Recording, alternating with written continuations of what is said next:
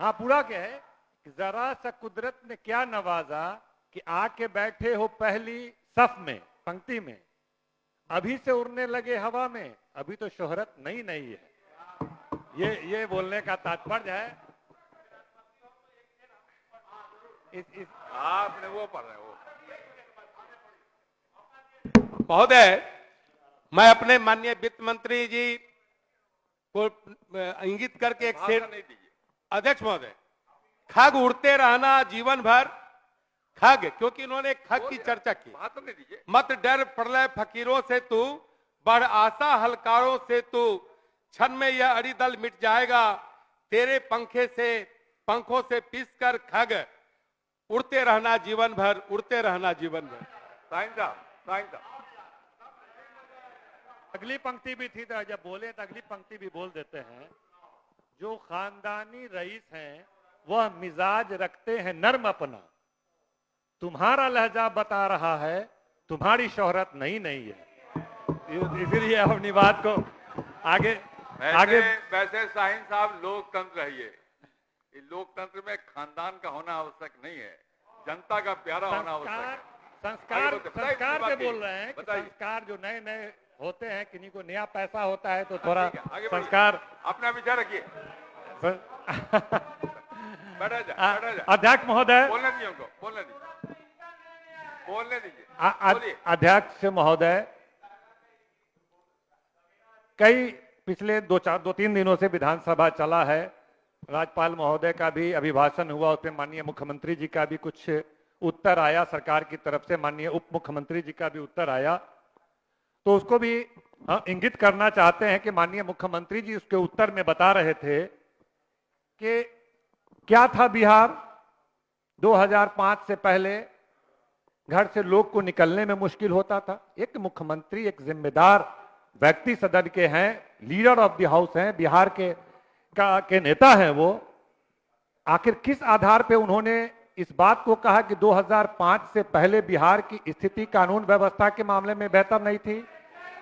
मैं चुनौती देता हूं, भारत सरकार के गृह मंत्रालय का आंकड़ा निकालिए, उस पर डिबेट कीजिए कि 90 के दशक में, 95 में, 98 में, 2000 में, 2002 में कितनी हत्याएं, कितना बलात्कार, कितना लूट, कितना दंगा, कितनी तरह की कॉग्निजेबल, जो टोटल कॉग्निजेबल क्राइम है वो कितना हुआ करता था।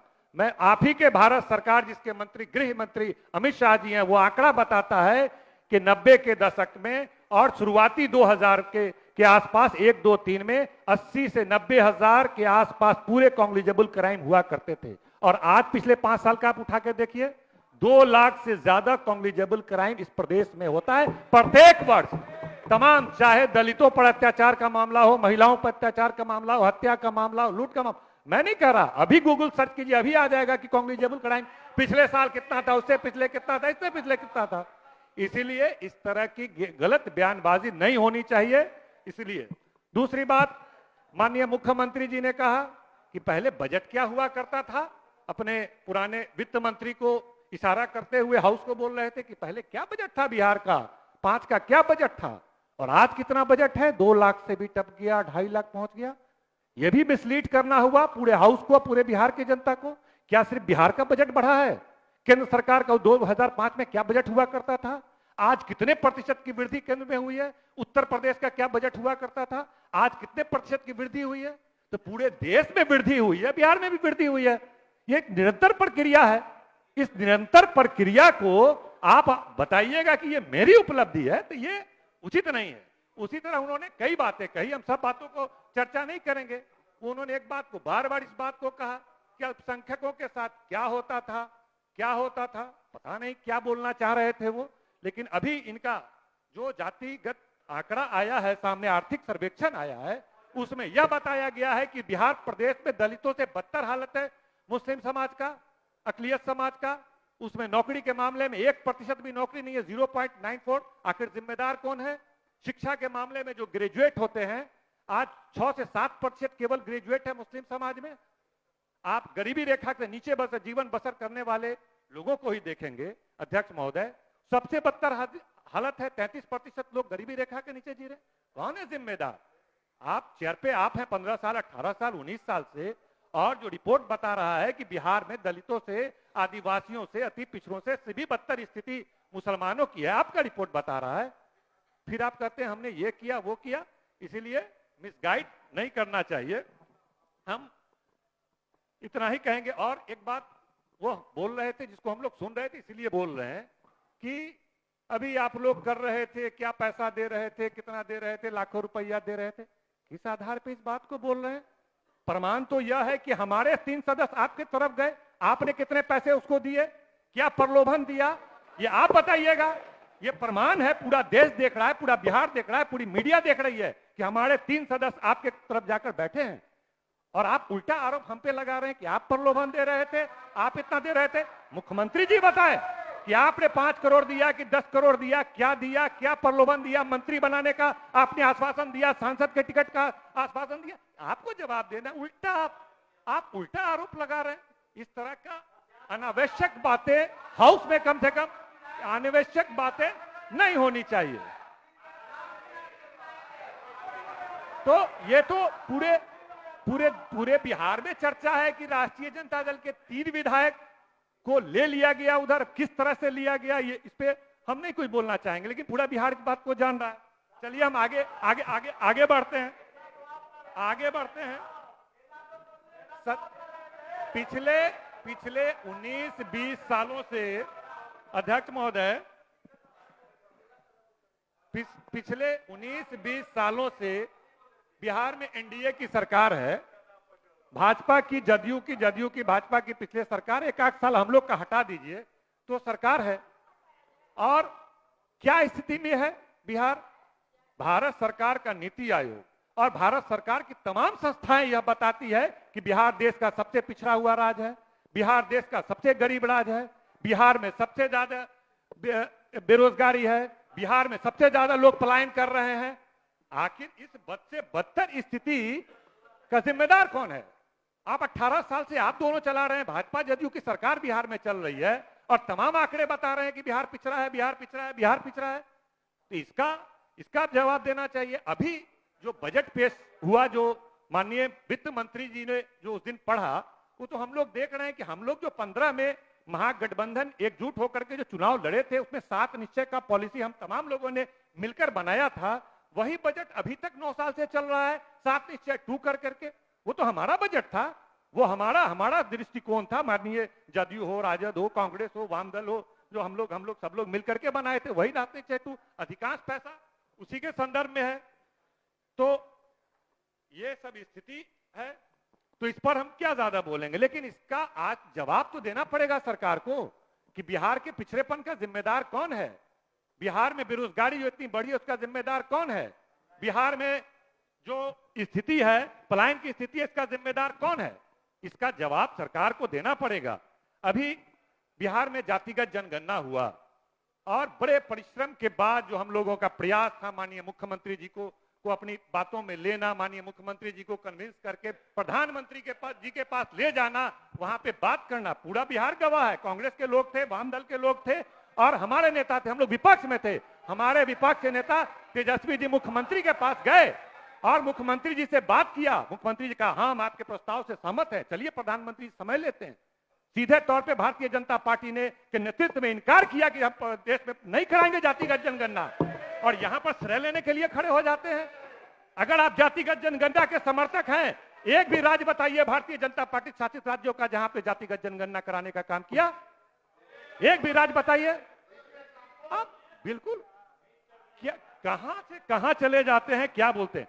आर्थिक सर्वेक्षण रिपोर्ट आया, अध्यक्ष महोदय, आर्थिक सर्वेक्षण रिपोर्ट आया, उसने अभी बता रहे थे, पुराने वित्त मंत्री जो उप मुख्यमंत्री थे, यह बोल रहे थे कि 94 लाख परिवार गरीबी रेखा से नीचे बिहार में है, जिसके बारे में सब लोग चर्चा करते हैं। 94 लाख परिवार का मतलब क्या है? एक परिवार में 6 सदस्यों को माना गया है, मतलब लगभग 5 करोड़ परिवार गरीबी रेखा से नीचे। अब गरीबी रेखा के नीचे आम जनता के समझ में बात नहीं आती है। गरीबी रेखा का मानक भारत सरकार और लोगों ने इस तरह बनाया है कि 20, 25, 30 रुपया भी कमा लिए तो गरीबी रेखा से आप पार कर रहे हैं। 50 रुपया, अगर 50 रुपया अगर एक व्यक्ति की आमदनी होती है,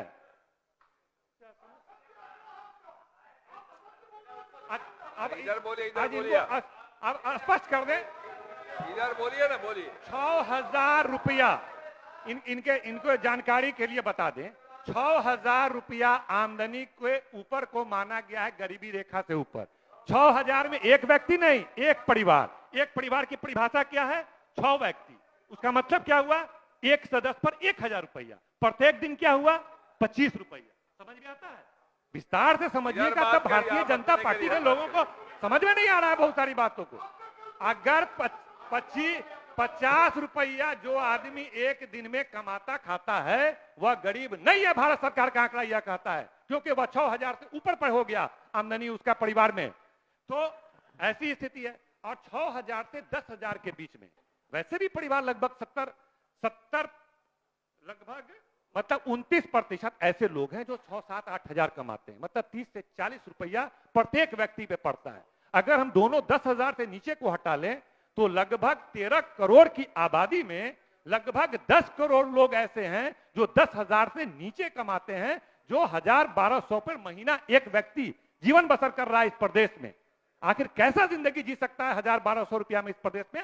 आपका जातिगत जनगणना बता रहा है। आखिर क्या कर रहे हैं 20 साल से आप लोग सत्ता में बैठ के, भारतीय जनता पार्टी, जनता दल यूनाइटेड के लोग? इस पे हम बात करना चाहते हैं। आखिर नीति आयोग भी बताया, नीति आयोग भी बता रहा है तमाम पैरामीटर के बारे में। देखिए, बिहार बेरोजगारी का हब बन गया, इससे इनकार नहीं है। बिहार में 2 करोड़ लोग, बिहार से 2 करोड़ लोग दूसरे प्रदेश में जाते हैं, अपने माता पिता, बीबी, बच्चे को छोड़ करके एक जानवर जैसी जिंदगी जीते हैं, अपमान की जिंदगी जीते हैं। कौन जिम्मेदार है इसका? 20 साल से आप सत्ता में, 18 साल से आप जनता दल भाजपा बैठा हुआ है। 40 लाख लोग प्रत्येक वर्ष पलायन करके दूसरे प्रदेश में अपमान की जिंदगी जी रहे हैं। आपका क्या नीति है? क्या बजट पेश किया है आपने? उसके लिए कोई पेश किया? उसके लिए किया कि हम प्रत्येक ब्लॉक में उद्योग लगाएंगे, हम प्रत्येक पंचायत में कल कारखाना लगाएंगे, ब्लॉक में लगाएंगे, हमारे मजदूर बाहर नहीं जाएंगे? क्या शिक्षा की व्यवस्था? सब लोग जान रहा है कि इस प्रदेश में चपरासी का बच्चा भी सरकारी विद्यालय में पढ़ना नहीं चाहता, एडमिशन नहीं करना चाहता। मैं चुनौती के साथ कहता हूं, विधानसभा में जो चपरासी ग्रेड के आदमी है उनसे बुला के आप बात कीजिए। ऐसी शिक्षा व्यवस्था आपने बनाई है कि आपके चपरासी का बच्चा भी आपके विद्यालय में नहीं जाना। वो तो धन मानिए, वो तो धन मानिए तेजस्वी यादव जी को और महागठबंधन को। 1 साल का अवसर मिला, इतना बड़े पैमाने पर शिक्षकों की बहाली कर दिया कि आज अच्छे लोग सरकारी विद्यालय से नाम कटा करके प्राइवेट सरकारी स्कूल में नाम लिखा रहे हैं। पूरा परिवर्तन हुआ है माहौल। जो 2-3 लाख शिक्षक अभी गए हैं, 2.5 लाख शिक्षक गए हैं, प्रत्येक पंचायत में 10-10, 20-20, 50 शिक्षक गए हैं। माहौल बदला है उससे। तो ये सब करने की जरूरत। पलायन को रोकने के लिए कोई योजना इसमें इन्होंने नहीं दिखाया है। मुख्यमंत्री जी बराबर कहते रहे कि हाँ, हम मानते हैं कि बिहार पिछड़ा हुआ है। मैंने बहुत प्रयास किया, मैं भी मानता हूं। ऐसा नहीं है कि बिहार में कोई काम नहीं हुआ है, काम हुआ है।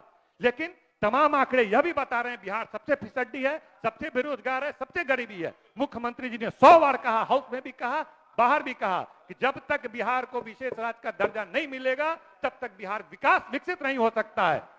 क्यों? 10 साल से आपकी एनडीए की सरकार है। बिहार में 40 में 39 सीट बिहार की जनता ने एनडीए को दिया है। नीतीश कुमार जी आपके कहने पर दिया है। आप क्यों चले गए भारतीय जनता पार्टी के पास? क्या मांगने गए? आप मुख्यमंत्री का कुर्सी को आपने पसंद किया कि विशेष राज्य के दर्जा के शर्त पे आपने गठबंधन किया है? मुख्यमंत्री जी को हाउस में बताना चाहिए कि हम बिहार के हित में विशेष राज्य की दर्जा की बात हुई है। प्रधानमंत्री से घोषणा करवाना चाहिए। आखिर बिहार की जनता पिछले बार भी 40 में 32-34 सीट आपको दिया था, इस बार भी 40 में 39 सीट दिया है। आखिर क्या कर रहे हैं? आखिर पिछले 10 सालों में एक बार भी बिहार के विकास को लेकर के केंद्र सरकार ने कोई बैठक की है कि हाँ, बिहार के पिछड़ेपन को दूर करने के लिए हम विशेष दर्जा देंगे, विशेष पैकेज देंगे, हम ये काम करेंगे? बैठक भी गंभीरता से की है। हमको तो अफसोस आता है माननीय मुख्यमंत्री जी पर कि आप तो चिल्ला के बोलते थे विशेष राज्य का दर्जा, विशेष राज्य का पैकेज, आप नहीं कर रहे। मैं और जातिगत जनगणना के बारे में क्यों नहीं माननीय मुख्यमंत्री जी बोले? जब माननीय मुख्यमंत्री जी यह चाहते हैं कि बिहार के दलित, पिछड़े, अति पिछड़े समाज का विकास जातिगत जनगणना के आधार पर हो सकता है, तो देश में भी होना चाहिए। गठबंधन से पहले यह शर्तें क्यों नहीं रखी? कॉमन मिनिमम प्रोग्राम क्यों नहीं केंद्र सरकार से बनाया? कुछ नहीं किया उस पर भी। आखिर वो नहीं, तो समझिए इन बातों को। मैं अपने कुछ बातों को बात करके खत्म करता हूं। अध्यक्ष महोदय, एक इंपॉर्टेंट मुद्दा है कि अभी पूरे बिहार में जो नगर निकाय का दर्जा दिया बिहार सरकार ने, उसको 2023 में चुनाव हुआ, विधिवत तौर पे बोर्ड का गठन हुआ। जितने भी बिहार में नगर निकाय है, ये सबसे जुड़ा हुआ सवाल है। और टैक्सेशन जो है 2 साल पहले से लोगों से लिया जा रहा है।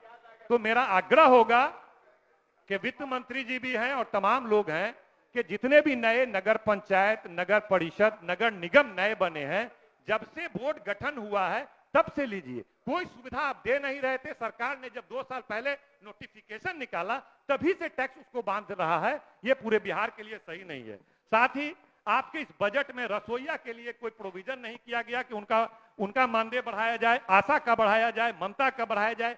गेस्ट टीचर लोग परेशान हैं, उनको कहीं समाहित किया जाए। उस पर भी नाइट गार्ड लोग हैं, उसके बारे में भी उस पर नहीं किया जा रहा है। राइट टू लेबर एक्ट के तहत उनको भी मिलना चाहिए। उनको 5,000-7,000 रुपया मिल रहा है, इसीलिए नाइट गार्ड को भी किया जाए। और जो भी पेंशन वगैरह मिल रहा है, 400 रुपया कहां से कहां दुनिया चला गया। केंद्र सरकार भी 400 रुपया दे रहा है, चाहे विधवा पेंशन हो, निःशक्ता पेंशन हो या वृद्धा पेंशन हो, 400 रुपया दे रहा है। हम मांग करते हैं कि बजट जो पेश हो रहा है, कम से कम 2,000 रुपया तमाम वृद्धा को, तमाम विधवा को, तमाम निःशक्त लोगों को किया जाए। और बिहार के विकास के लिए कोई बढ़िया नए सिरे से बजट पेश किया जाए। वही उबाऊ, वही थकाऊ, वही बदतर बजट नहीं पेश किया जाए। बहुत बहुत धन्यवाद सर।